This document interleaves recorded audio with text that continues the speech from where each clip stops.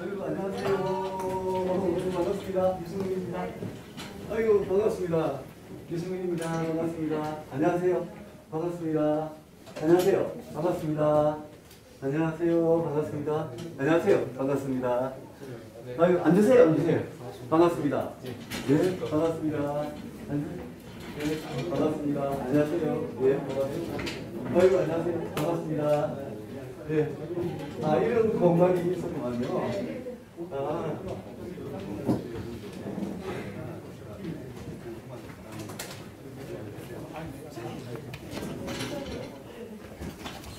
아이고. 아유, 반갑습니다.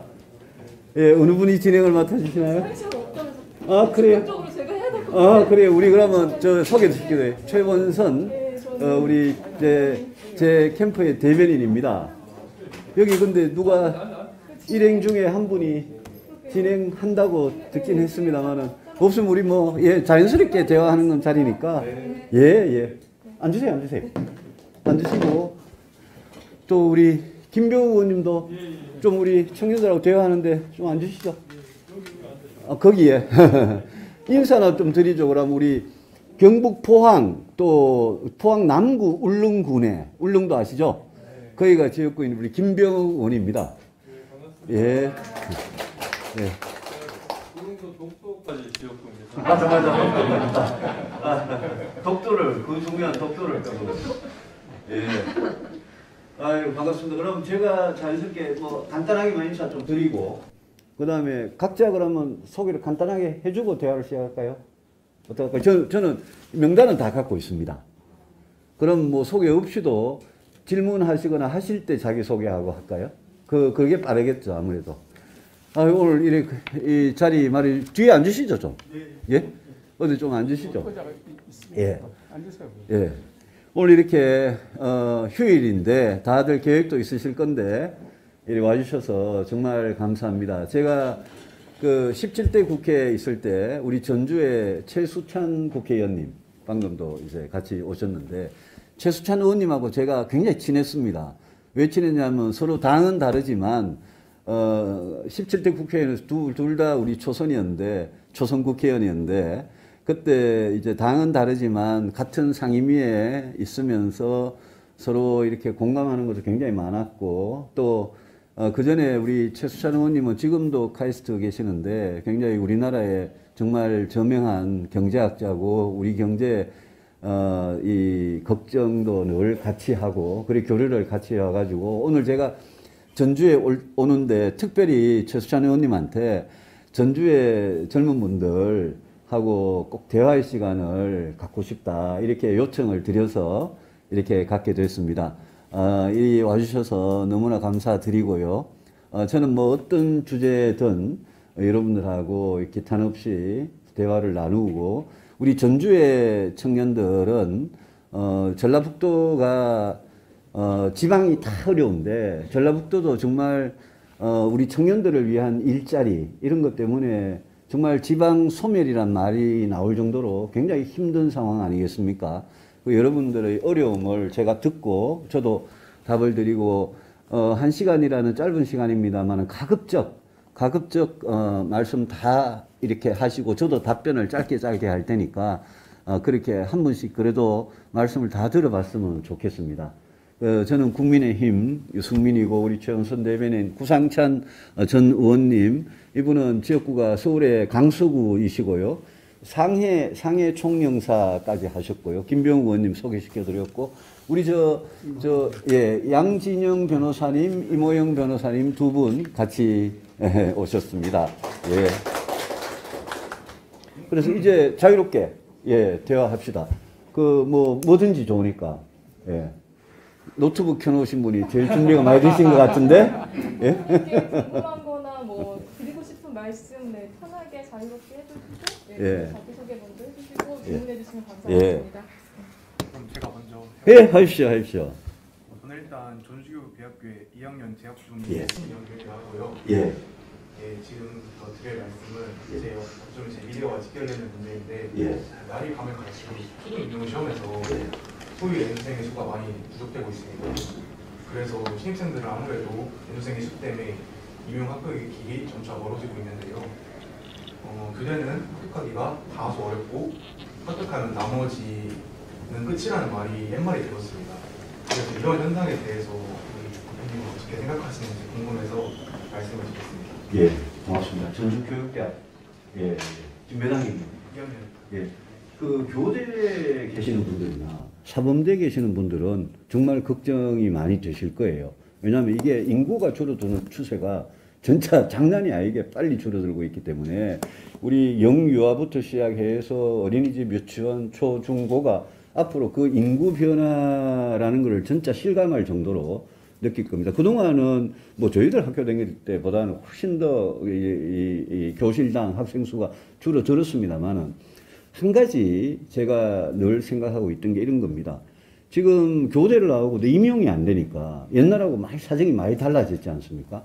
이분들을 저는 교대 정원을 이제 앞으로 늘리지는 못할 겁니다. 그죠? 근데 일단 졸업한 학생들 임용이라도 되게 하려면 초등학교에 교사 수를 저는 지금보다 좀 늘리는 쪽으로 가는데 이게 그냥 늘리는 게 아니라 제 어떤 공약하고 다 있느냐 하면요. 제가 지금 우리 여성들이 뭐 남성들도 이제는 갈수록 그렇습니다만은 초등학교 아이가 초등학교 1학년 들어가면 경력 단절 여성이라고 들어보셨죠? 아이를 돌보기 위해서 경력이 단절되고 경력이 일단 단절되고 나면 아이 크고 나서 다시 직장 가지려면 옛날만큼 옛날에 있던 직장보다 못한 직장으로 일자리밖에 없는 경우가 대부분이거든요. 그래서 제가 초등학교의 돌봄 플러스 교육을 오후 1시 되면 딱 되면 그냥 애들 집에 보내니까 맞벌이 하는 부분은 이 어디 어린이집 맡기고 학원에 맡기고 아이를 그냥 뺑뺑 돌리다가 자기 퇴근 시간쯤 되면 어린이집에 찾아오든지 아니면 누가 집에서 봐주든지 이래야 되잖아요. 그래서 국가가 이 돌봄을 국가가 책임지지 않으면 안 되기 때문에 앞으로는 인구 문제 해결하려면. 근데 거기에 저는 초등학교 임용을 기다리고 있는 분들을 위해서 임용 대기자들 위해서 저는 분명히 큰 수요가 있다고 생각합니다. 그래서 제가 이야기하는 거는 한시를 그죠? 한시를 4시 반까지 의무적으로 돌봄 플러스 교육을 학교에서 하도록 하고 거기에 단순한 돌봄이 아니라 어린이집 같은 돌봄이 아니라 거기에 교육 기능을 추가하려면 그러면 훈련을 제대로 받은 교육을 제대로 받은 교사 자격증 있는 분이 저는 더 필요할 거라고 생각하거든요. 그래서 그런 식으로 임용 대기자들한테 일자리를 제대로 된 일자리를 드리고 4시 반 우리 시간이 이게 굉장히 중요한 게 4시 반부터 7시 반 사이도 부모가 원하면 어린이집이나 학원 안 보내고 학교에서 계속 교육을 받고 어머니가 학교에 와서 찾아갈 수 있도록 하면 이거를 교사 수를 안 늘리고 하면 교사들이 굉장히 반발을 해요.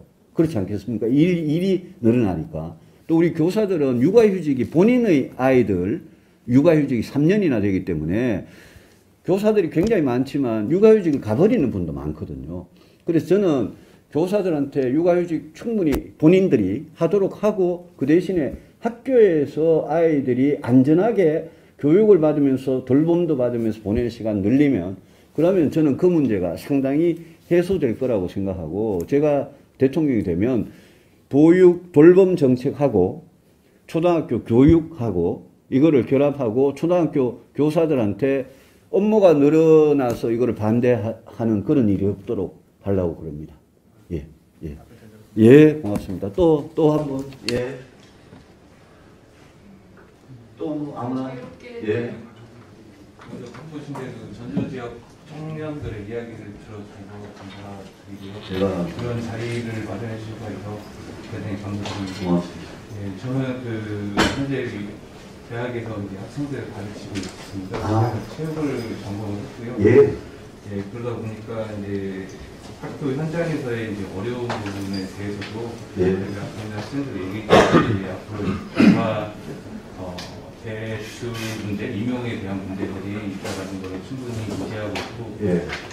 그나마 이제 교대 학생들 같은 경우는 조금 괜찮은 부분이 있으나 이제 사범대 학생들 같은 경우는 지금도 많이 적시되어 있는 상태라고 생각을 합니다. 예. 예, 그런 부분을 해소해 주시기 위해서 많은 노력을 해주신다는 부분에 대해서 깊이 감사를 드리고요.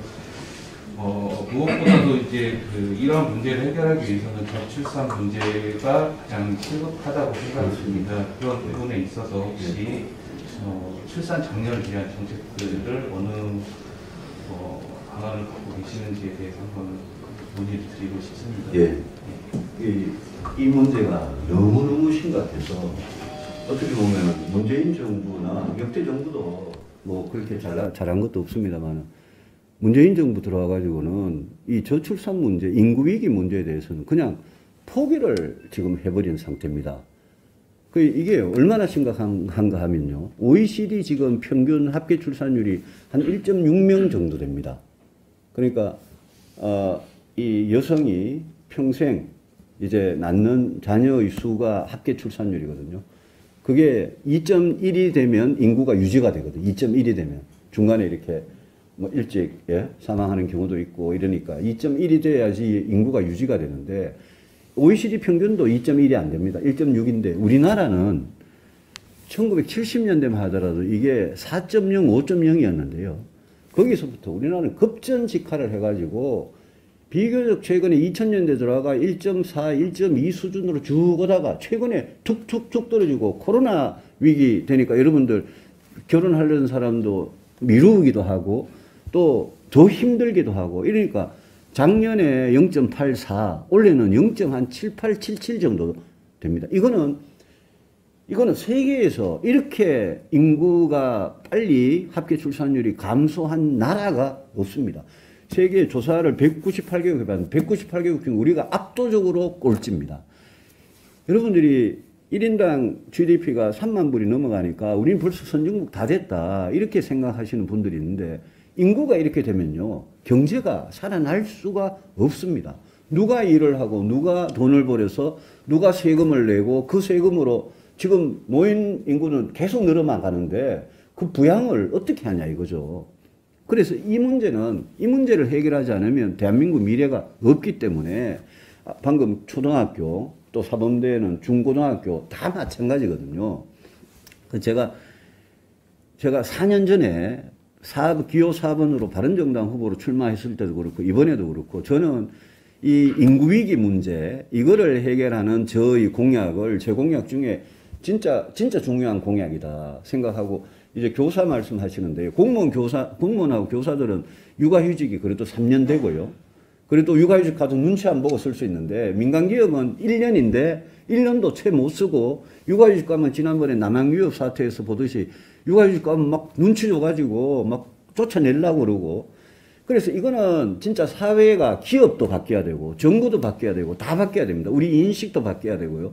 그래서 저는 민간기업에도 3년씩 하고 그러면 민간기업들이 작은 기업들은 굉장히 어렵거든요. 육아휴직 가버리면 일을 못하니까요.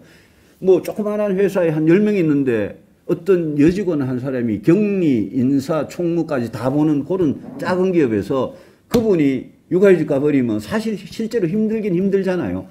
그래서 정부가 이거는 요즘 실업자도 굉장히 많고 하기 때문에 정부가 교육을 시켜가지고 그런 작은 기업의 경우에는 진짜 쓸 수 있게 기업이 부담 안 되고 쓸 수 있는 대체 인력을 바로바로 이렇게 공급을 해야 되고요. 그 다음에 저는 굉장히 많은 정책이 있었는데 육아휴직을 길게 하고 육아휴직 때 소득이 그래도 어느 정도 될 수 있도록 실업급여에서 지급을 하고 그게 기업의 부담이 안 되도록 특히 중소기업의 경우에 부담이 되니까 육아휴직 가버리는 게 기업한테 타격을 안 주도록 기업을 도와주는 경제적으로 도와주고 인력을 도와주는 그런 정책들 아까 초등학교 돌봄 기능을 늘리는 것도 다 그런 정책들에서 나오는 겁니다. 그래서 이런 거를 종합대책을 저는 아주 추진을 하고 앞으로 그리고 요즘은요 꼭 결혼해야 하고 호적에 뭐 다 올려야지 아이를 낳고 이런 세상이 아니잖아요. 프랑스 같은 데는 우리는 미혼모 이래가지고 좀 그렇게 사회적으로 자꾸 이렇게 좀 안경을 끼고 보는데 프랑스 같은 데는 우리 호적제도나 이런 게 확 뜯어 고쳐가지고 저는 한 부모도 당당하게 아이를 기르고 다 그렇게 할 수 있도록 하는 그런 것도 저는 굉장히 중요하다고 보거든요. 이런 모든 걸 다 하면 선진국 같은 경우에는 프랑스, 스웨덴, 일본, 영국 이런 나라들이 저 합계 출산율이 1.5 밑으로 떨어지다가 이런 실효성 있는 대책을 해가지고 올라간 나라들입니다. 그 우리나라 대한민국도 올라가지 말라는 법이 없어요. 우리나라 전국적으로 다 낮은데요. 유일하게 예외가 한데 섬같이 예외가 하나가 어디가 세종시. 세종시는 OECD 평균하고 비슷해요. 왜 그러냐? 거기 공무원들 많이 살잖아요. 공무원들은 직업이 보장되고 노후에 또 공무원 연금이 나오고 육아휴직도 3년이고 육아휴직 간다고 해가 누구 뭐 눈치 주는 사람 없고 다시 돌아오면 자기 직업이 보장이 돼 있고 이런 시스템이 돼 있으니까 똑같은 대한민국 국민인데 세종시는 출산율이 높은 거예요. 그래서 세종시가 왜 출산율이 높은지에 대해서 제가 굉장히 고민을 하다가 공무원이나 교사들이 안고 있는 혜택을 민간 기업한테도 똑같이 드리면 우리도 그거 만들 수 있다라는 그런 생각에 제가 대통령이 되면 기업들한테도 제가 신신당부를 할 겁니다. 이거 해결해야지 당신들도 앞으로 기업 계속 할 수 있다. 그런 신신당부를 해가지고 그 협력을 얻어가지고 정부 기업이 전부 나서고 우리 문화도 바꾸어서요. 엄마 혼자 뭐 육아를 한다 이런 거 하지 말고 스웨덴 같은 나라에서는 아빠도 강제로 육아휴직을 뭐 예컨대 3개월을 가도록 한다 이렇게 하거든요. 요즘은 아빠들이 육아 부담을 같이 지잖아요. 젊은 아빠들이. 그럼 아빠 엄마 구분 없이 같이 할 수 있도록 해야 또 그게 또 여성들한테는 그러면 아빠 엄마가 같이 공평하게 하면 아이를 낳을 생각도 훨씬 들 거 아니에요. 그래서 그런 쪽으로 가도록 그렇게 종합적인 대책을 제가 굉장히 강조하고 있다는 말씀드리고 사범대 이야기를 하시니까 사범대도 그 대기 임용 대기 그 문제 심각한 거 저도 잘 아는데 교육을 혁신을 하려면 교사가 제일 중요하거든요.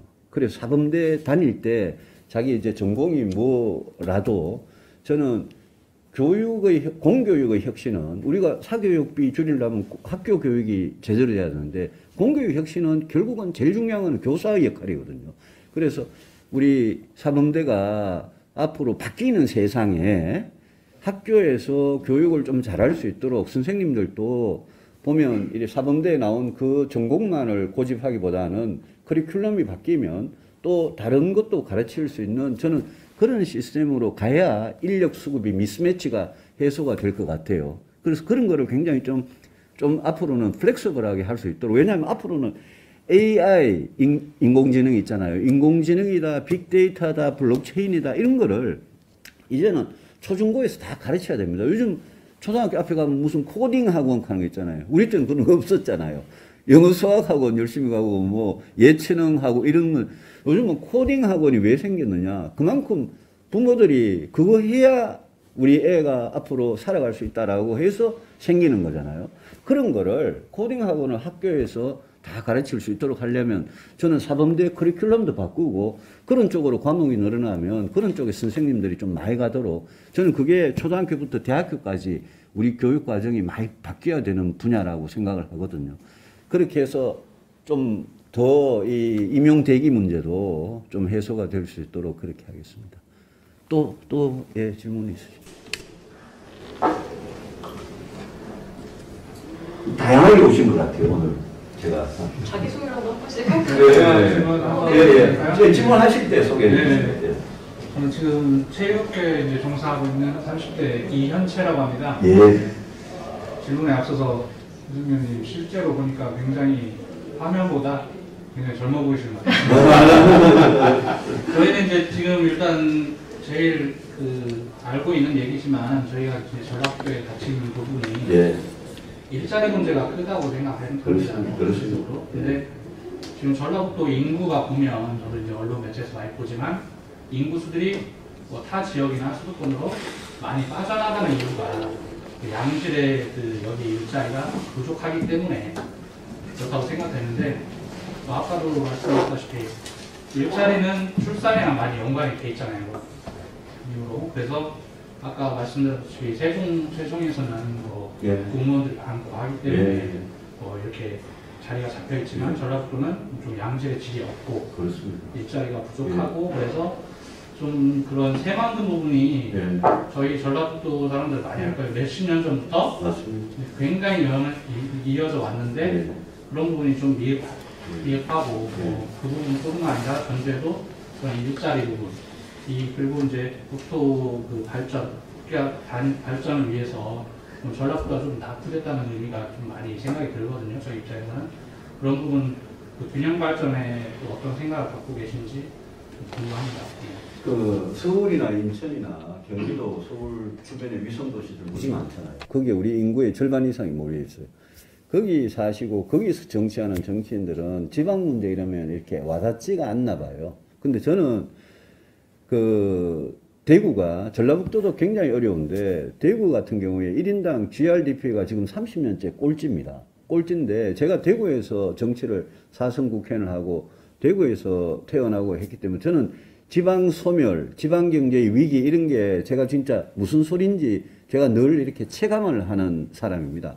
전라북도의 경우 여러분들 군산에서 현대 중공업의 군산 조선소 문 닫았을 때 얼마나 시끄러운데 결국 문 닫아 버렸잖아요.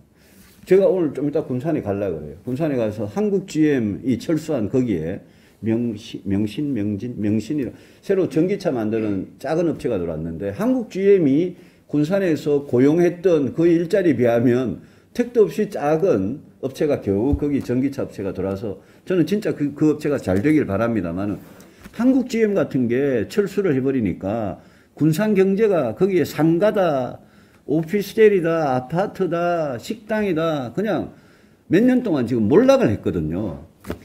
그러니까 일자리라는 거는 그냥 하늘에서 뚝 떨어지는 게 아니고 일자리는 결국은 기업하고 산업이 그 지역에 잘 돼야지 일자리를 유식한 경제용어로 파생수요라 그럽니다. 디라이브드 디맨드라. 이게 무슨 소리냐면 산업과 기업이 잘 되면 투자가 잘 되고 이러면 일자리가 거기 생기는 거고 한국 GM이 철수하고 현대중공업 군산조선소가 철수했듯이 있는 것도 철수해버리는 그런 사태가 오면 그 지역 경제가 그냥 완전히 몰락을 해버리는 거거든요.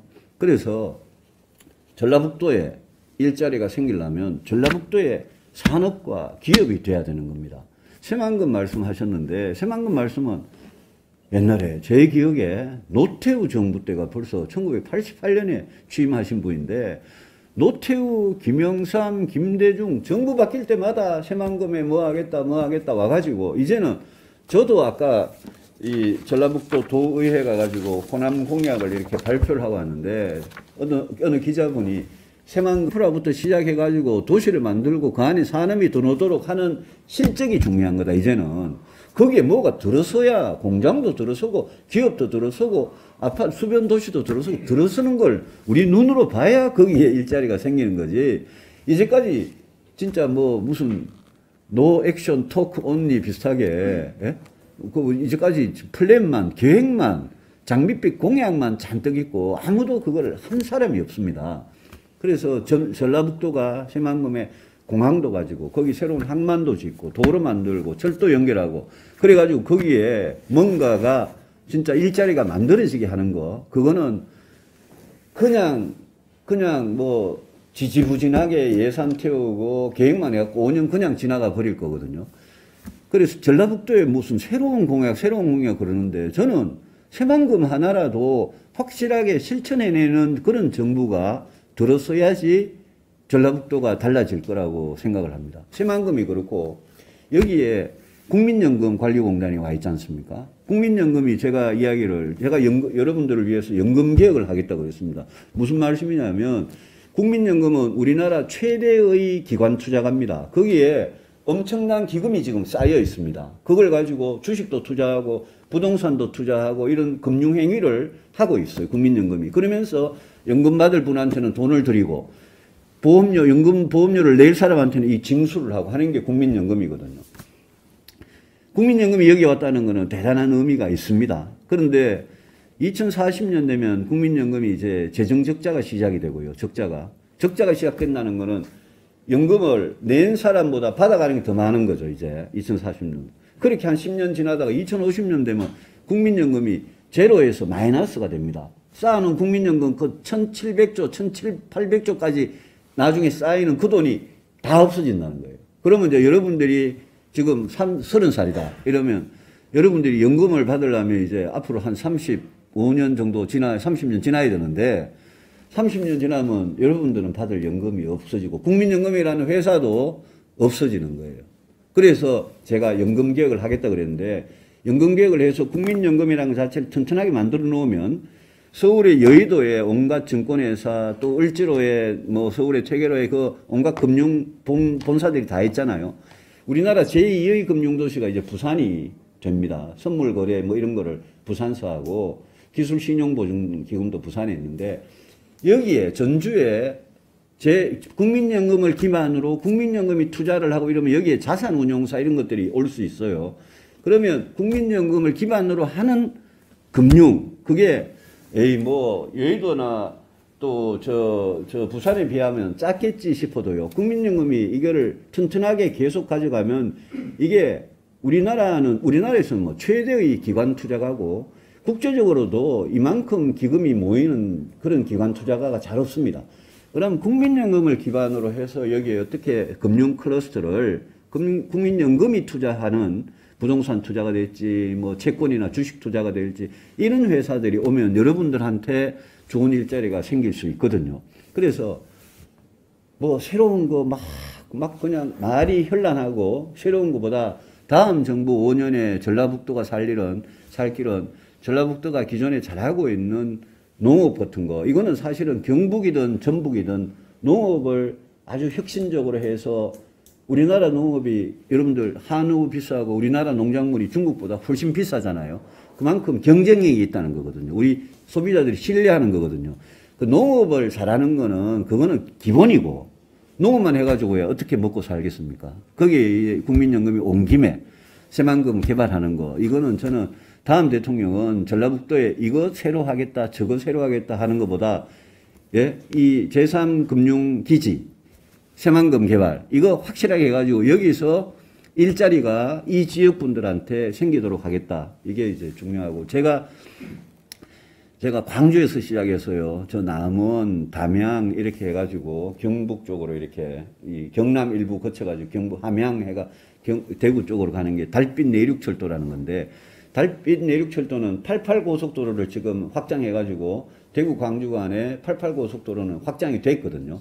그런데 달빛 내륙고속철도까지 하면 제가 지방경제 어려움을 아니까 제가 어떤 이야기를 하는 거예요. 여기도 이제 전북대학교 학생들이 좀 계시는데 제가 남부경제권에 제가 말한 남부경제권이라는 거는 영남과 호남입니다.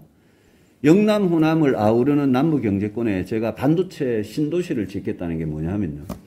우리나라 반도체는 메모리는 전부 다 저 기흥에 평택에 이천에 삼성전자하고 SK하이닉스가 전부 다 그쪽에 있어가지고 여러분들이 전북대에서 공대를 졸업하고 뭐 반도체 관련 기업에 취직하려고 그래도 전부 그냥 수도권에 올라가야 되는 거예요. 근데 남부경제권에 제가 정부가 50조 원을 선투자하고 기업들로부터 투자를 유치를 해가지고 비메모리 분야의 세계 반도체 전쟁에서 승리할 수 있는 그런 투자를 하겠다. 근데 여기에는 정부가 먼저 마중물 투자를 하는 거기 때문에 위치도 삼성전자 보고 너 저 대구가 전주가 이러면 안 되잖아요. 그건 민간 기업이니까. 근데 비메모리 분야의 반도체 미래도시를 짓는 거는 저는 꼭 남부권에 유치해서 우리 전북대나 우리 전주에 있는 학교들, 경북대나 영남대나 대구에 있는 학교들, 부산대, 동아대, 부산에 있는 학교들, 여기 전남대, 조선대, 광주에 있는 학교들, 여기 지방의 대학생들이 이 엄청난 반도체 미래도시에 자기 꿈을 키우려면 지방에 있는 학교에 반도체 학과를 증설을 해가지고 거기에 허가를 줘가지고 반도체 관련 인재를 지방에서 많이 기르고 그 지방의 인재들이 제가 말하는 반도체 미래도시에 와서 일할 수 있는 저는 굉장히 큰 프로젝트를 제가 구상을 하고 있습니다. 저는 그게 전북의 우리 학생들한테도 크게 도움을 줄 거라고 생각을 합니다. 제가 거듭 마지막으로 말씀드리지만 여러분 일자리가 오죽 안 생기면 공기업들을 강제로 지방에 보내는 혁신도시라는 걸 하고 일자리가 오죽 안 생기면 문재인 정부도 답답한 거 제가 이해는 합니다. 여러분이 낸 세금으로 뭐 담배꽁초 줍고 희망근로, 공공근로라는 거 있잖아요. 노인 알바. 그 다음에 청년들한테도 일주일에 그냥 짧은 시간에 돈 조금 주고 하는 그 일자리, 그런 세금 일자리는 세금이 들어갈 뿐만 아니라 여러분들이 그 세금 일자리로 여러분들이 앞으로 먹고 살 수가 없는, 여러분들이 결코 원하는 일자리가 아니거든요. 그래서 결국은 다음 정부가 여야 가릴 것, 진보 보수 가릴 것 없이 어떻게 우리 경제가 지금 계속 추락하고 있고 인구도 줄어들고 있고, 저는 요즘 20대 30대 만나면 제가 말하기가 겁나는 게, 우리 젊은이들 중에는 1인당 소득이 3만 달러를 넘고 우리 선진국 다 되고 BTS가 1등하고 오징어 게임 1등하고 기생충이 1등하고 이러니까, 야, 우리나라는 앞으로 20, 30년 후에도 엄청나게 살기 좋은 나라 이렇게 생각하시는 것 같은데, 천만의 말씀. 내가 부정적인 걸 너무 강조할 내가 이유는 없지만 여러 가지를 보면 우리가 이 지금 여러분들이 당연하게 누리는 이 수준을 유지를 하는 게 힘듭니다. 그런데 유지만 해가지고 되는 게 아니고 올려야 되거든요. 여러분, 제가 늘 이야기하는 게 말이 자꾸 이러니, 아일랜드란 나라 아시죠? 영국 옆에 이렇게 섬나라, 조그마한 섬나라. 그것도 북아일랜드는 또 영국하고 맨날 뭐 그러고 앉았고 일부 뺏겨있죠, 영토를. 아일랜드 도시가 더블린이라는 도시인데요. 그 더블린에 가면 조그마한 강이 하나 있어요, 강이. 우리 한강보다는 훨씬 작은 강. 그 리피 강이라는 건데요. 리피 강 옆에 가면 이렇게 이 동상이 이렇게 몇 개 이렇게 길거리에 이렇게 강둑에 이렇게 길거리에 이렇게 서 있어요. 근데 제가 그 동상을 밤에 가서 보고는 깜짝 놀래요.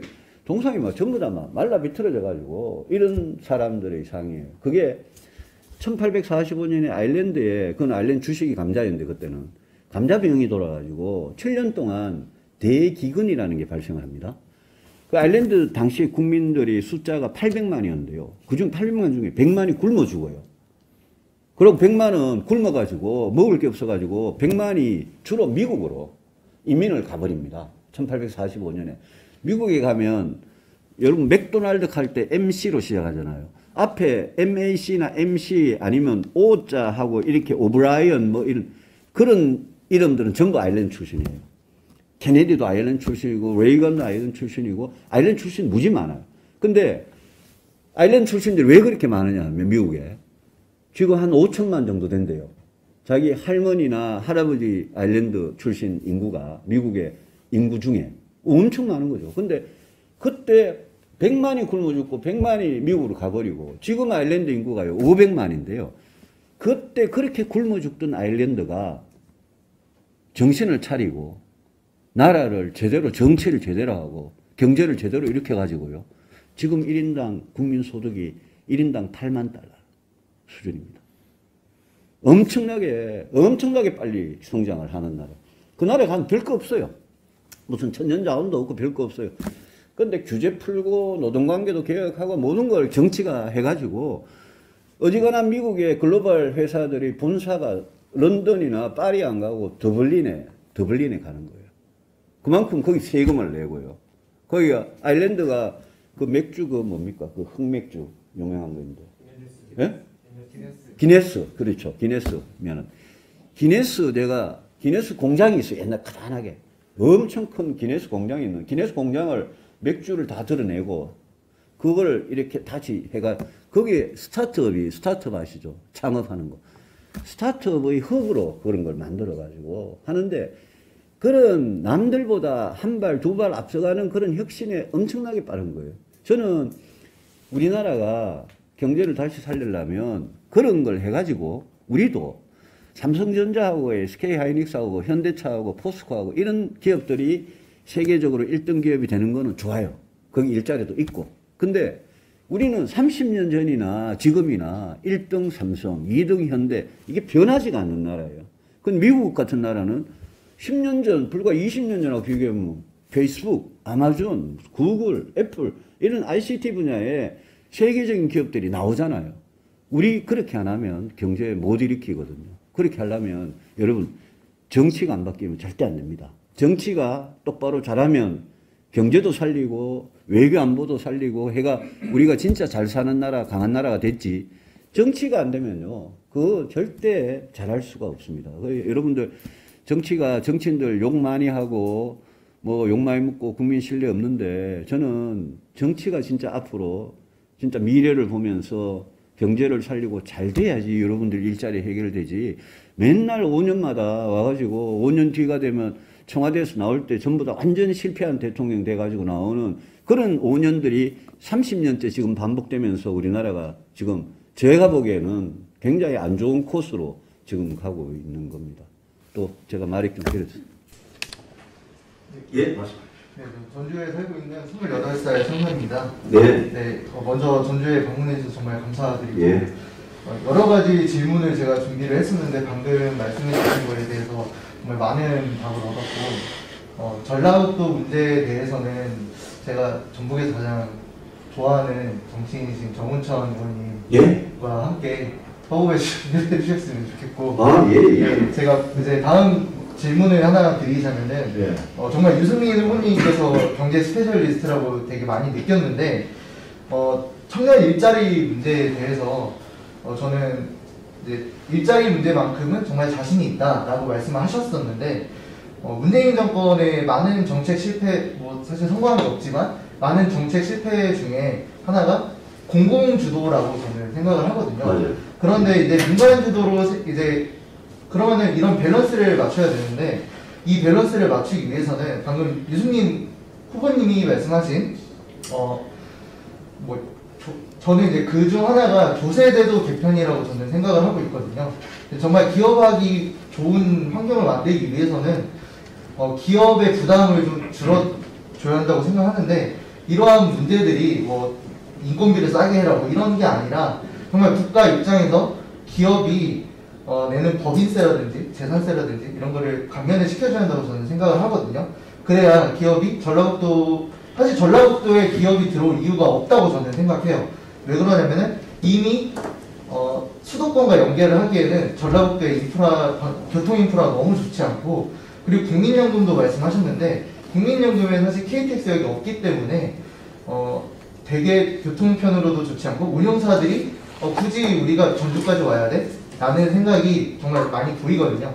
그래서 저는 이 무너진 자본시장을 살리기 위해서 유승민 후보님이 어떤 생각을 가지고 계시고 그리고 현재 또 어제 제가 라이브를 보면서 그 생각이 들었던 게 어떻게 하면은 더 이제 끌어올릴 수 있을까 그런 고민들을 좀 많이 들어보셨잖아요. 예. 근데 제가 가장 필요하다고 생각하는 거는 그 한참 예전에 이슈가 됐던 조은산 농객이라고 인터넷에서 그분이 이슈가 됐던 이유가 저는 조목조목 되게 유쾌하면서도 그런 거를 잘 꼬집어내서 이제 사람들이 공감을 많이 얻었다라고 생각을 하거든요.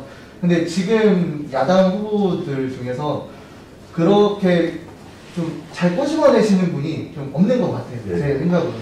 그래서 정말 유승민 후보님을 직접 만나 뵙고 이렇게 얘기를 들어보니까 적격자가 맞으신 것 같고 꼭 승리하셨으면 좋겠습니다. 네, 그래서 SNS 같은 활용을 통해서 그런 거를 좀 이슈화 시켜주셨으면은 네, 좋겠습니다. 그래서 이제 아까 다시 질문 말씀드리면은 지금 무너진 한국 자본시장을 어떻게 해서 살릴 방도가 있으신지 그리고 국민연금 개편과 그거에 따라서 조세제도 개편이 이제 생각이 있으신지 아주 한마디만 더 말씀드리면은 이제 증세 없는 복지는 없다고 말씀하셨는데 사실상 부동산 정책으로 인해서 증세가 된 상태라고 저는 생각하거든요. 그래서 나아가서 이제 공공주도 건설 그런 것이 아니라 정말 민간 주도의 그런 우리나라의 건설 경기나 그런 자본시장을 어떻게 살릴 방도가 있으신지 저는 질문 드리고 싶습니다. 예, 고맙습니다. 그 정운천 의원님하고 아세요? 잘 모릅니다. 근데 아까 정운천 의원님 말씀. 왜냐하면 이제 전라북도 전주에서 예.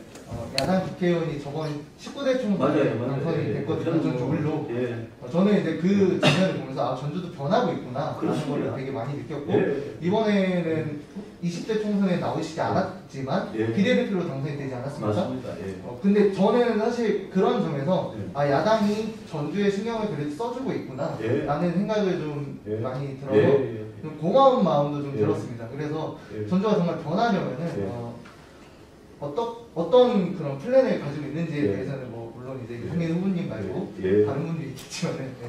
그 정은천 의원님은 저하고 아주 우리 뭐 구상찬 의원님하고 다 친하게 지냈고요. 그 다음에 저는 정은천 의원님이 전주에서 당선됐을 때 정말 전주 시민들한테 고마웠어요.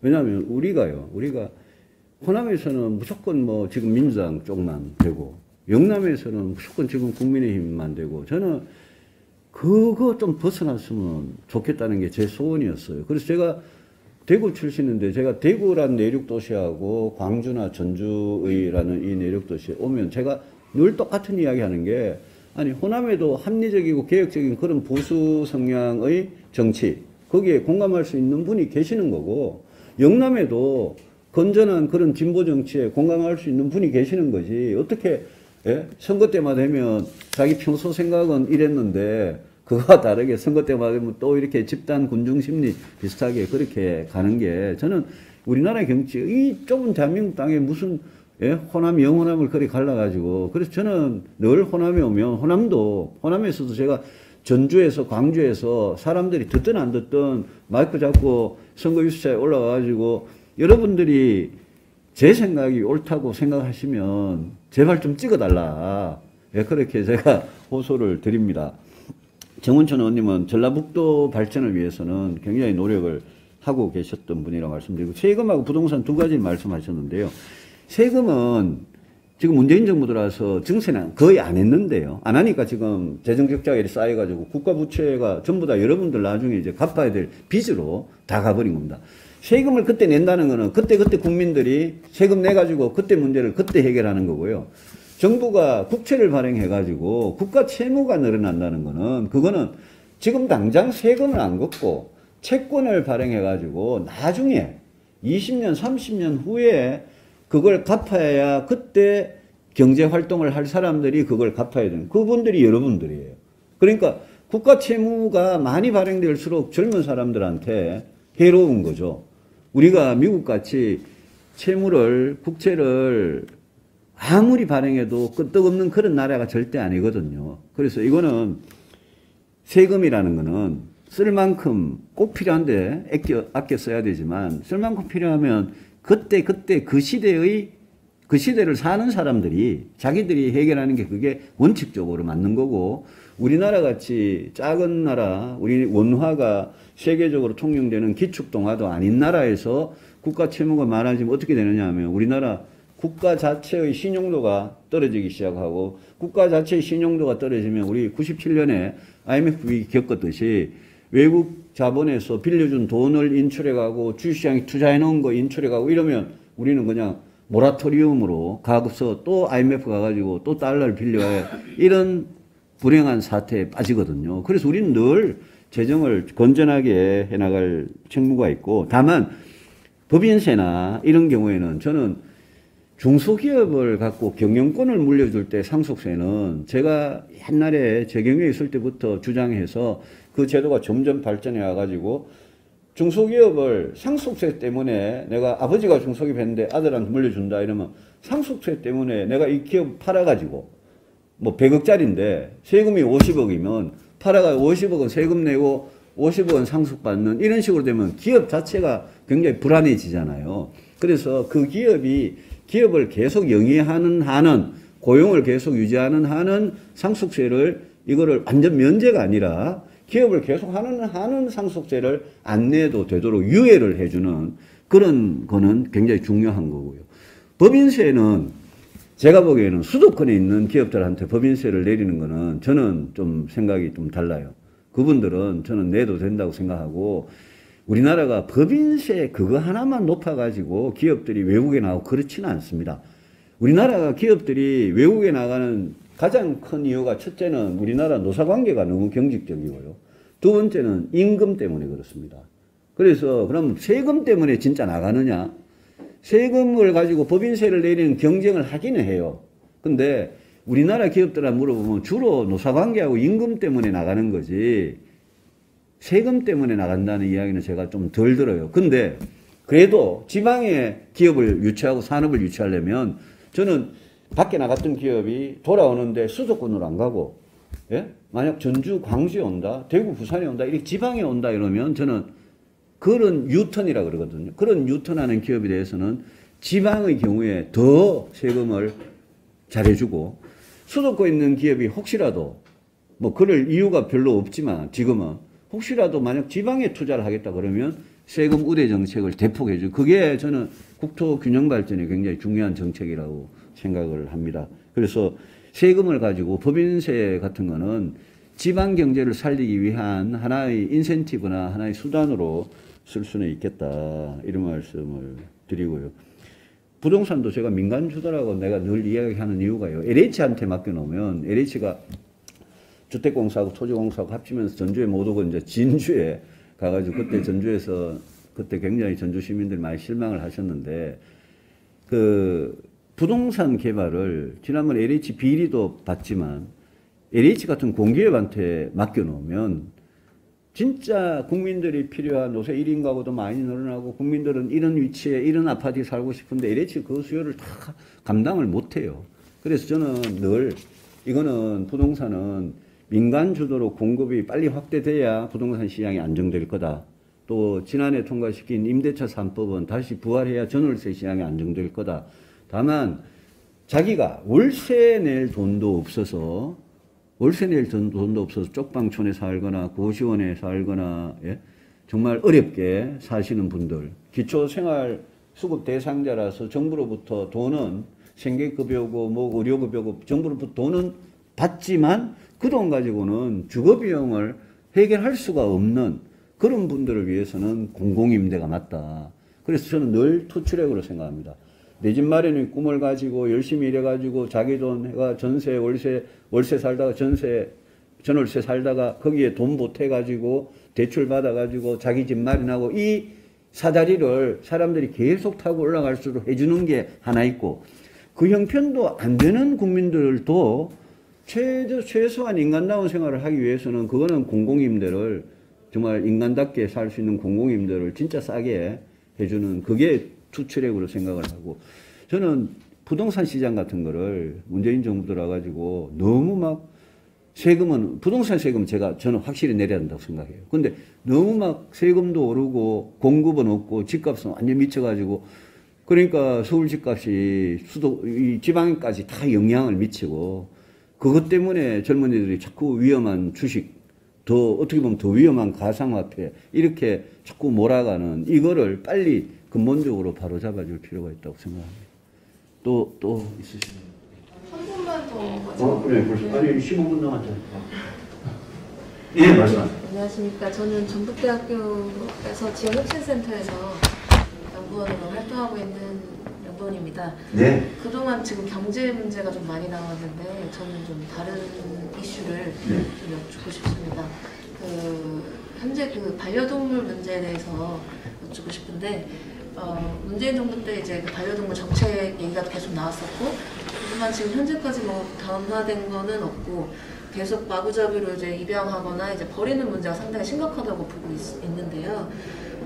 아직도 이제 한국에서는 뭐 강아지 공작 문제라든지, 그리고 입양을 하고 이제 마구잡이로 그 강아지를 버려도 주인을 찾을 수가 없는 반려동물 등록제라는 뭐 정책도 있지만 그게 사실상 현실적으로 잘 진행이 되고 있지가 않고, 근데 이제 뭐 유럽 같은 데를 보면은 그 반려동물 입양하기 위해서는 뭐 필기나 실기 시험이라든지 이런 것들이 상당히 활발하게 되고 있지만 한국은 아직까지도 엄격한 뭐 법이라든지 그러한 게 없다 보니까 그런 부분에 있어서 상당히 이제 이런 문제가 심각하다고 보고 있습니다. 그런데 현재 그 유기견을 안락사를 시키는 비용도 상당히 많이 들어가고 있는 걸로 알고 있습니다.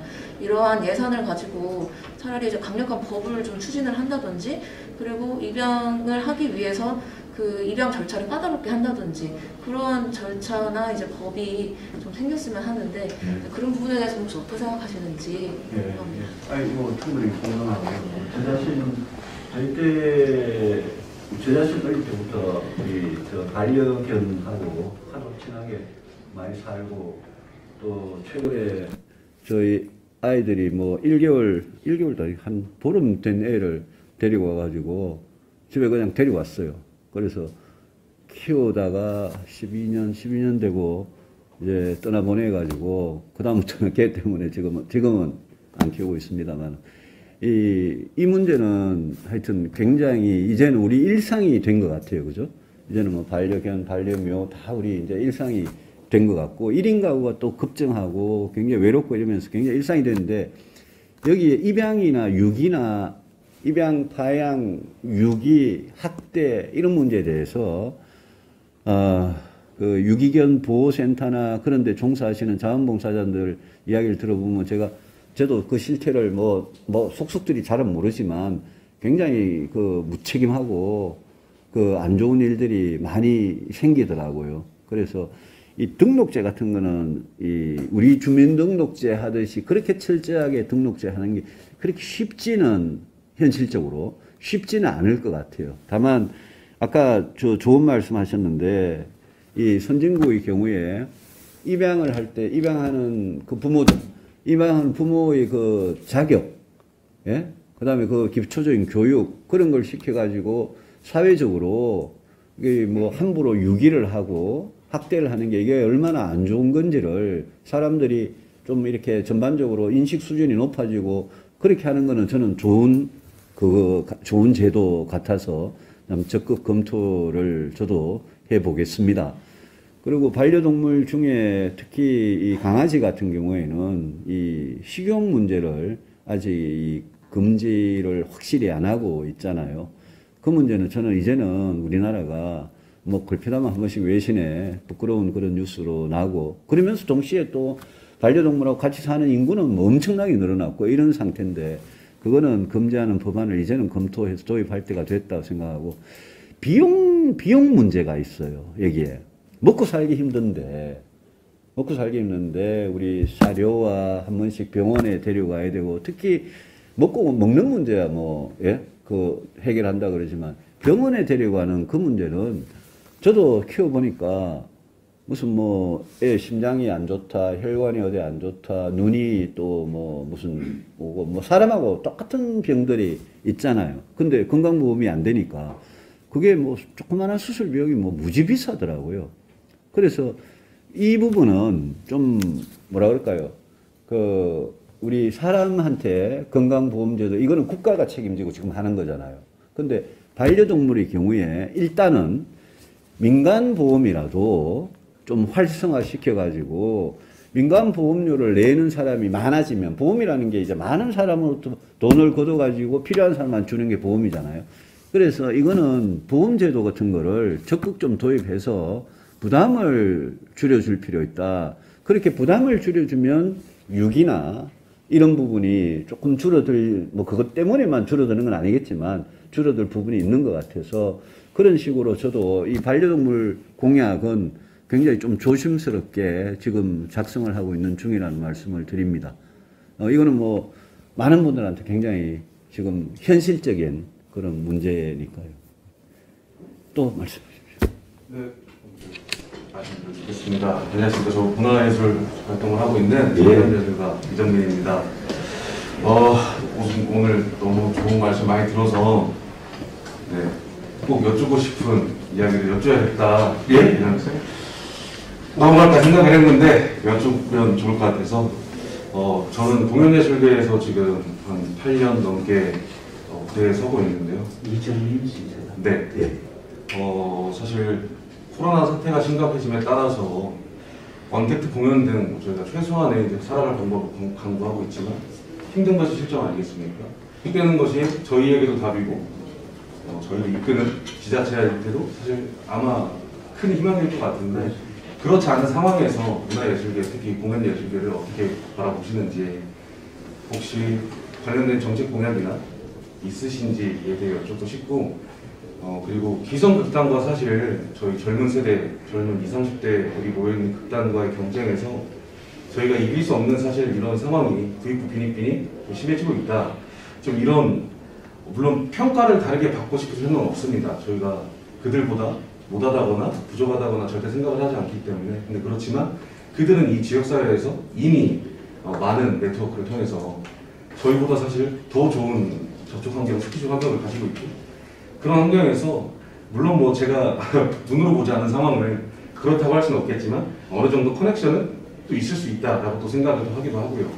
왜냐면 그 사람이 그 사람이고 심사를 하는 사람, 심사를 받는 사람 사실 같은 분인 경우도 있으시고 이런 상황에 대해서 혹시 정책이나 공약이 있으신지. 그 정책을 제가 발표하지는 않았는데요. 저는 이 문화예술계 정책은 제가 굉장히 중시를 하고 정말 제대로 된 정책을 제가 본선 후보가 되면 꼭 내놓고 싶은 게요. 왜 그러냐면요. 문화예술계에 저는 정치가 개입하면 안 된다고 생각합니다. 그래서 진보가 됐든 보수가 됐든 우리 블랙리스트 사건이 있었잖아요. 저는 문화예술계는 진짜 그분들 순수하게 하도록 제가 정치하는 사람이 막 가수, 탤런트, 연극배우 이런 사람들하고 막 친하고 막 아는 거 사진 올리고 이런 저는 안 그래요. 왜 안 하냐면 저도 뭐 왜 조용필하고 사진 찍고 싶지 않겠어요. 근데 저는 그걸 안 하는 게 그걸 하면 이게 예술이 자꾸 정치화가 돼요. 문화예술이. 그러면 정권 바뀔 때마다 어떤 단체, 어떤 사람들은 하다 우리 개그 하시는 분들 정권 바뀌고 나면 갑자기 TV에서 사라지고 이런 거 보시죠. 그게 어디 잘못 갔다가 오해받아가지고 그래 되거든요. 그래서 문화예술계에 대한 정부 지원이 제법 있습니다. 근데 그 지원금은 말씀하신 잘 나가는 이미 경쟁력이 있고 기득권이 돼버린 그런 분들한테 드리는 건 저는 아니라고 봐요. 그런 지원금은 예컨대 무슨 인디펜던트나 좀 작게 새로 시작하는데 문화예술계에서 그 저변을 이루는 아직 스타가 되지 못한 사람들 얼마나 어렵게 삽니까? 제가 우리 그 아주 오래된 무슨 대구의 무슨 집에 누가 영화를 찍고 싶다 그러길래 그 돈 없는 사람 제작자가 하시라고. 그러니까 우리 집에 어머니가 그 영화 찍는 동안에 계속 밥을 해드리고 뭐 그래서 우리 어머니 말씀이 와, 영화 찍으러 다니는 친구들 보니 진짜 불쌍하더라. 예? 그래, 그게 문화예술을 하는 분들, 지금 코로나 때문에 굉장히 힘든데, 코로나 힘들어서 지금 막 제가 어떤 이 예식장 가보면 뮤지컬 하시는 분들이 예식장에 와가지고 요즘 노래, 예? 불러드리고 이런 거를 제가 많이 봐요. 근데 그게 얼마나 힘들면 옛날에는 안 왔거든요, 잘. 몇 명이서 이렇게 단체로. 그리고 또 옛날에는 그게 또 되게 비쌌고. 근데 그런 식으로 이제 근근히 지금 살아가는 거 아니겠습니까?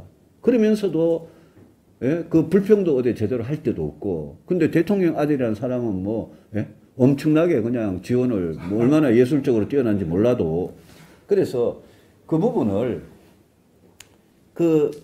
거기에 흘러 문화예술계에 국가가 지원하는 그거를 진짜 공정하게 또 더 어려운 분들한테 더 기회를 드리는 그런 원칙을 가지고 무슨 블랙리스트다 화이트리스트다 이런 게 아니라 정권에 관계없이 원칙을 아예 새로 시작하는 분들 더 고생하시고 아직 스타덤에 오르지 못한 분들 그런 분들을 도와드려야 이 씨앗이 살아날 거 아니에요.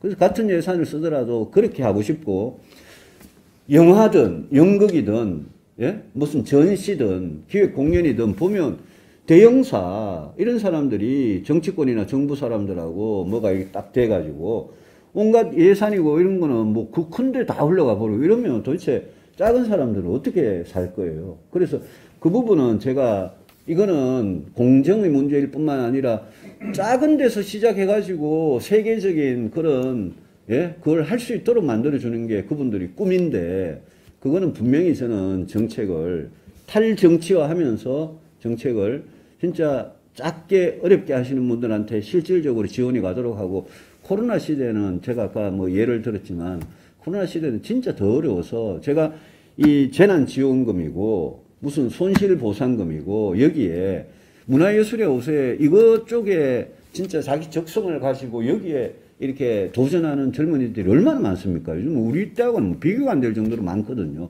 거기에 지원이 꼭 그게 포함이 될 수 있도록 그렇게 하겠습니다. 지금은 이번에 7월 1일 날 법이 통과돼 가지고 그때부터 손실보상을 한다는데 지금 이제 중소기업 자영업자 경우에 80% 한다는 거 아닙니까?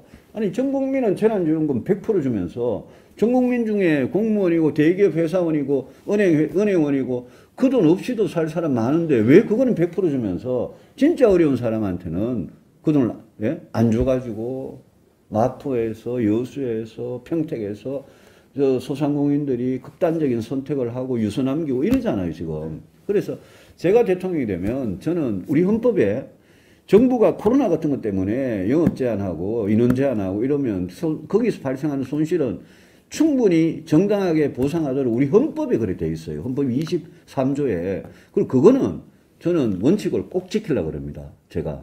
그리고 다른데 아껴 쓸 때가 있지. 어렵게 된 사람들한테는 안 도와주고 보면 눈먼데 예산이 펑펑펑 새거나 방금 말씀하신 대로 큰데 기득권 있는데 뭐 커넥션이라는 표현을 하셨는데 뭔가 줄을 잡은데 이런데 예산을 계속 쓰는 거 이거는 진짜 불공정하게 세금을 집행하는 거라서 그런 부분은 제가 문화예술계에는 좀 진짜 왜냐하면 블랙리스트, 화이트리스트 가지고 뭐 감옥에도 가고 난리가 났었기 때문에 문화예술계에서 제가 다음 정부에 가면 진짜 정치권으로부터 독립이 된 물론 문화예술계 사람들도 나는 보수다 나는 진보다 할 수 있어요. 정치적 성향의 작품들을 만들어낼 수 있어요. 그거는 자유죠. 창작의 자유고 그게 아니라 커넥션을 가지고 뭔가 재원이 세금이 그렇게만 흘러들어가는 거 그거는 저는 잘못됐다고 생각합니다. 그리고 사실 말씀드린 것도 예. 이제 경제 출신이신 걸로 알고 있는 분을 또 그렇게 하셨고 그렇지만 사실 많은 분야에 관심을 뭐 국방, 뭐 문화예술 다방면으로 관심을 가지고 계시고 그리고 제가 유승민 군님을 사실 여러 번 뭐 매체를 통해서 접하면서 제가 느꼈던 유승민이라는 사람은 그러니까 공정하다라는 사실 표현이 왜냐면 내 사람이어도 잘못된 거는 찍어내고 내 사람이지 않아도 잘한 건 잘했다고 사실 표현하시는 게 사실 어떤 공정인 자리에서 그러기가 좀 쉽지 않다고 생각을 하는데 그런 모습 속에서 아마 말씀하신 내용 중에 예술계에는 정치가 빠져야 된다. 사실 이 내용이 저도 공감하고 있는 부분이기도 하고요. 연극인들이 통상 그 수련진보다 임금이 적습니다. 예, 연평균 임금이 적습니다. 그래서 물론 저희가 또 더 노력을 해야 하고 그리고 이것만 가지고 또 직업을 가지고 또 살아갈 수 없는 게 저희도 알고 있는 실정이지만 그래도 조금 더 나은 환경에서 좀 이 시대를 투영하는 거울인 이 무대를 조금 더 좀 지켜내고 싶은 마음에 말씀을 드린 거고 그리고 하나만 더 말씀드리면 죄송합니다. 시간이 말씀하시네. 그 사실 저희 같은 작은 규모의 이제 극단들이나 단체들한테는 사실 가장 어려운 게 극장 문제입니다. 왜냐하면 대관료가 뭐 아실지 모르지만 보통 극장은 보통 하루에 뭐 40만 원 거기에 이제 뭐 장비 대여료도 들어가고요. 아니면 좀 큰 극장에 가면 뭐 대여료 80만 원, 100만 원 거기에 뭐 에어컨 사용비 뭐 다 따로 이렇게 되니까 좀 나라에서 혹시 공공에 뭔가 이런 도움이 필요한 이런 단체들이나 이런 단체들한테 좀 무상까지는 아니더라도 좀 그렇게 좀 지원을 해줄 수 있는 방향 굉장히 좋은 아이디어입니다. 제가 꼭 공유하고 채택하겠습니다. 왜냐하면 우리가 도서관 같은데 들어오는데 돈 안 받잖아요. 국민 세금으로 그냥 하잖아요.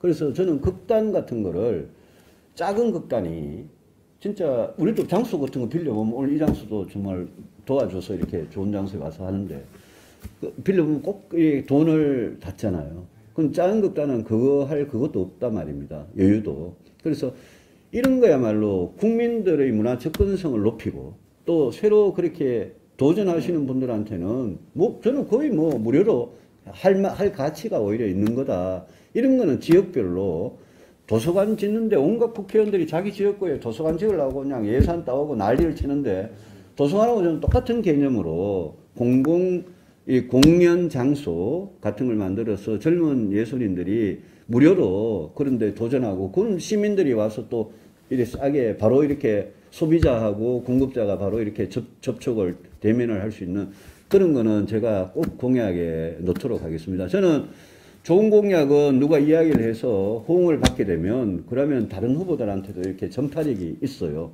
그래서 이거는 아주 좋은 공약이라고 생각을 합니다. 문화예술이 약하다고 생각하는 이유도 사실은 여기에 이제 사실 속해 있는 사람들도 적기도 하고 영향력이 정치판에서는 조금은 먼 사실 분야라서 문화예술이 좀 소외되고 도태되어 있다라고 생각을 합니다. 근데 우선은 아까도 말씀드렸듯이 좀 그런 거에서 좀 그래요. 공정하게 바라보는 눈빛도 있으시고 그리고 또 하나 말씀드리고 싶은 거는 똑같은 극장에서 같은 수준은 당연히 아니겠지만 기성극단은 1,500만 원의 지원금을 받고 저희 같은 극단은 300만 원의 지원금을 받고 근데 그러니까 결국에 그럼 누가 그걸 심사하냐는 거죠.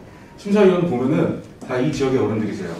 근데 기성극단에는 그분들보다 선배인 분들도 계시고 뭐 이런 사실 상황들이 제 눈에는 보이는데 또 모르겠습니다. 그런 눈에. 근데 뭔가 좀 그런 그러니까 돈을 많이 달라 이런 건 아니지만 300만 원이면 지금 저희 무대 만드는데 100만 원 넘고 그래요. 극장 빌리는데 100만 원 넘고요. 저희 돈 3만 원씩도 못 가져갑니다. 정민 씨는 주로 연극을 하셨어요? 네, 저는 계속 연극을 하고 예. 있었습니다. 뭐 물론 다른 문화기구 하는데 제가 방금 제가 이 카메라를 찍고 있기 때문에 저 정당하게 말씀 못 드려도 제가 방금 말씀하신 거를 제가 대구 문화예술계에서 똑같이 느끼는 겁니다. 예? 그래 이 끼리끼리라는 거, 끼리끼리 하니까 이 젊은 사람들의 한테 새로운 기회가 공정한 기회가 말살이 아예 탁탁 차단이 돼버리는 거예요. 그리고 보면서 그 사람은 그 동네에서 이제까지 에헴하면서 그냥 그걸로 그냥 온갖 좋은 자리 다 차지하고 이러면서 그래서 그거야말로 일종의 부조리예요, 부조리. 저는 문화예술계에 그런 부조리가 진짜 많다고 생각하는 사람이고 그래서 이거는 기업들도 우리가 왜 처음에 시작하는 기업들, 스타트업들을 왜 보호를 하고 지원을 합니까? 그 사람들한테 가능성이 있기 때문에 그 사람들 중에 10개 중에 9개가 망하더라도 하나만 살아나도 우리 일자리 문제를 해결하는 세계적인 기업이 될 수 있거든요. 저는 문화예술도 마찬가지라고 생각합니다. 그래서 우리가 지금 K-팝이다, K-컬처다 이러면서 한류를 가지고 우리가 굉장히 자랑스럽게 생각하는데 좋아요. 근데 지금 잘하는 사람들도 언젠가는 아주 꼬맹이였을 거예요. 그죠? 그러니까 지금 자꾸 이제 꼬마들을 자꾸 키우고 새로 시작하는 사람들을 키워야 나중에 10년 후, 20년 후에 기생충이 또 생기고 오징어 게임이 또 생기는 거지. 이게 한번 이렇게 뭔가 안에 딱딱한 구조가 만들어져서 새롭게 하려는 사람은 거기에 발을 들여 놓을 수조차 없는 그런 구조가 돼서는 정말 안 되는 거거든요.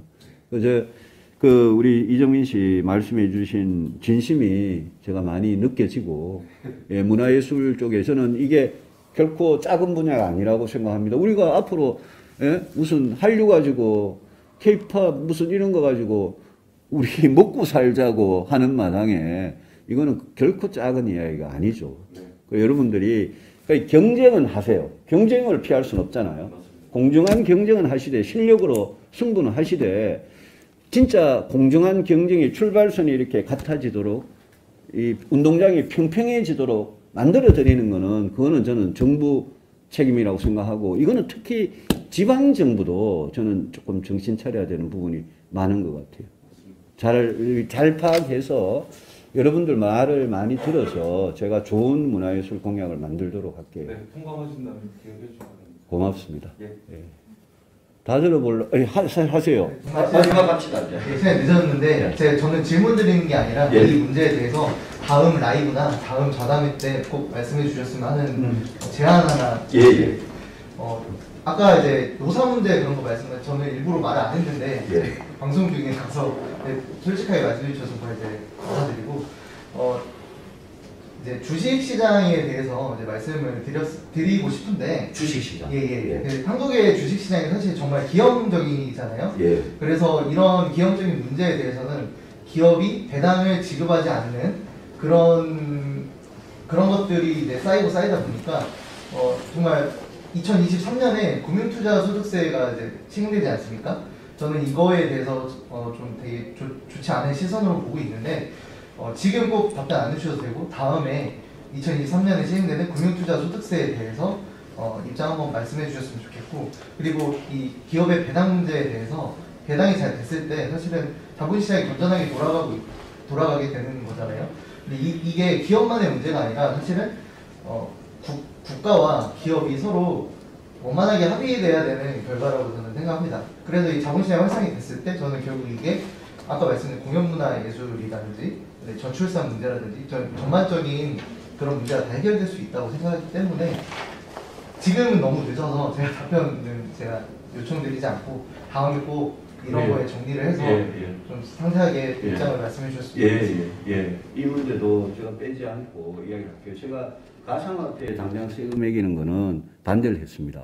가상화폐는 저는 예, 압니다. 예, 이거하고는 다른데 주식에 대해서 이 금융소득에 대해서 이제 소득세를 매기는 이 문제에 대해서도 제가 좀 분명한 입장을 잘 정할 수 있도록 그렇게 할게요.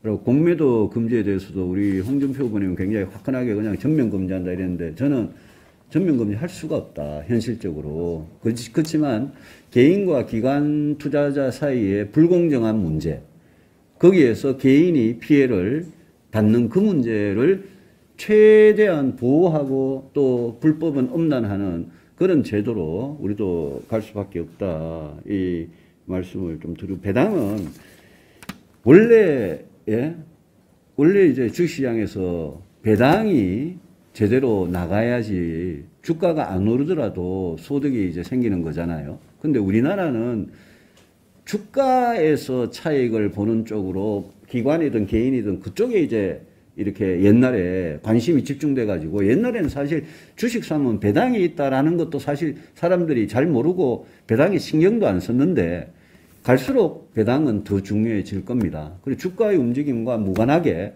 배당은 배당대로 나가야 되는 거니까 주식을 투자한 사람이 정당하게 기업이 돈을 벌였으면 그게 주주한테도 가야 되는 몫이 배당 아니겠습니까? 그래서 그 부분에 대해서는 뭔가 우리 자본시장이 그런 식으로 발전할 수 있도록 하고 이것도 아까 말씀드린 공연이나 반려동물이나 전부 다 제가 아직 확정적으로 발표를 안 한 부분이지만 제가 꼭 공약에 여러분들 오늘 말씀 주신 거 담아가지고 그렇게 하도록 하겠습니다. 말씀을 다 못 들어서 어떡하죠? 그러면 오늘 이렇게 그러면 마무리 짓고 여러분들하고 오늘 뭐 짧은 시간이었지만 소중한 시간을 가져서 오늘 말씀 못 하신 분들은 죄송해요. 라이브 방송에 참여해 주시면 됩니다. 네, 라이브 방송에 질문해 주시고 네, 다음에 그렇게 예, 고맙습니다. 제가 말씀하세요. 아니. 말씀하세요. 아니 제가 연락처나 좀 드리고 갈래요. 네네. 예. 박수를 먼저 끝내자 그러면. 고맙습니다. 요거 아니 좀 보여주세요. 그럼요. 잠깐만 이거 명함이나